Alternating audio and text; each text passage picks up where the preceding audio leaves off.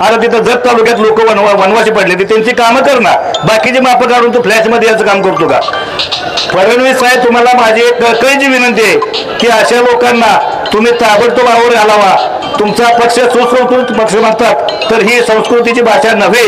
आणि जो माणूस बापू बिरू आणि बाळूमामाचं नाव घेऊन प्रत्येक भाषणात जो वापरतो, बापू बिरू यातलं काय येतं तुला, बाळूमामाचं काय येतं तुला, तर ह्या गोष्टी तुम्ही जर वापरायच्या असतील तर त्यांच्या पद्धतीने पावलं टाका. बाळूमामांनी काय केलं ते बघा, बापू बिरूंनी काय केलं समाजासाठी ते बघा, आणि तुम्ही समाजासाठी काय करताय हे सुद्धा तुम्ही जरा तपासून बघा. आम्हाला जास्त बोलायला लावू नका. आम्ही बोलतो, थोडकंच बोलतो, पण कार्यक्रमच करतो.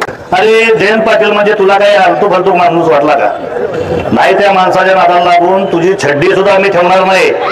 आणि त्या कुत्र्याचं नाव घेऊन त्याला एवढा मोठा करणं, मी त्याला गोपीचंद सुद्धा म्हणू शकत नाही. कारण का तर तिची ती लायकीच नाही. त्या लायकीपणे त्यानं वागला नाही. आमच्या संपूर्ण धनगर समाजाला, महाराष्ट्रातल्या, तालुक्यातलेच नव्हे तर महाराष्ट्रातल्या सगळ्या धनगर समाजाला त्यानं मालखानी घालायला लावायचे काम केलंय.